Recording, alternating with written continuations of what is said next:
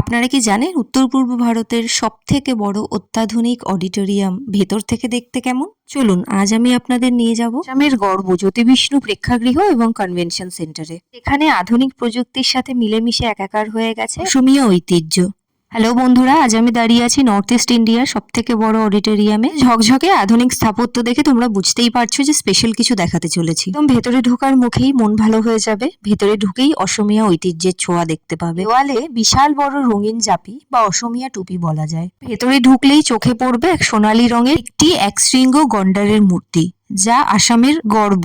অডিটোরিয়ামে ঢোকার মুখে ভেতরটা একবার দেখেছো? এয়ারপোর্টের লাউঞ্জের মতো লাক্সারি ফিল। বসার জন্য সুন্দর রাউন্ড সোফা, যেখানে দাঁড়িয়ে কিছুক্ষণ আড্ডা দিতেও ভালো লাগবে। এখন আছি অডিটোরিয়ামের মেইন হলের ভেতরে। সিঁড়ি দিয়ে ওঠার সময় নীল কার্পেট আপনাকে স্বাগত জানাবে। সাথে রয়েছে রাজকীয় লাইটিং। এই কনভেনশন সেন্টারে 5,000 মানুষ একসাথে বসতে পারবে। আর এর সাউন্ড আর লাইটিং কিন্তু একদম ইন্টারন্যাশনাল মানের। এবার একটু স্টেজে উঠে দেখা যাক। স্টেজটাও কিন্তু অনেক চওড়া আর উডেন ফ্লোরের কাজ করা রয়েছে। আর এখানে কিন্তু বড় ব্যান্ড বা কোনো নাটক করার জন্য একদম ভীষণ আদর্শ জায়গা।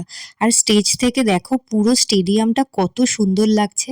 আর এখন আমি যেখানে দাঁড়িয়ে রয়েছি একদম পেছনে, পেছন থেকেও কি দারুণ আর কি বড় লাগছে। হলটি এতটাই বড়, দেখে মনে হচ্ছে ইনডোর স্টেডিয়াম। অডিটোরিয়াম থেকে বেরিয়ে প্রথমেই দেওয়ালের দিকে তাকালে ছোট ছোট ফ্রেমে সাজানো লোকনৃত্যের ছবি। এটি যেটা দেখতে পাচ্ছেন এটি ডিজিটাল টাচ স্ক্রিন, যেখানে বিহু নাচের প্রত্যেকটি স্টেপ এখানে দেখা যাবে। আর এই যে স্ক্রিনটা দেখতে পাচ্ছেন, এখানে টাচ করলে এই যে ভেতরে যে বাদ্যযন্ত্রগুলো রয়েছে প্রত্যেকটি বাদ্যযন্ত্র আজ আপনি শুনতে পাবেন। চলুন আমি আর কোনো কথা না বলে এই জায়গাটা আপনাদের দেখাই।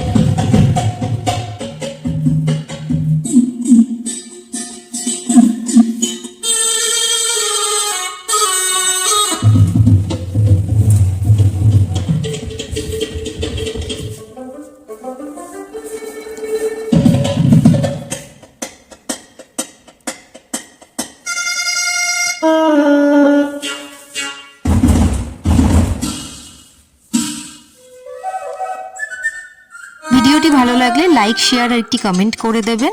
আর পরবর্তী এরকম আরো নতুন তথ্য জানার জন্য চ্যানেলটি প্লিজ সাবস্ক্রাইব করে দেবেন।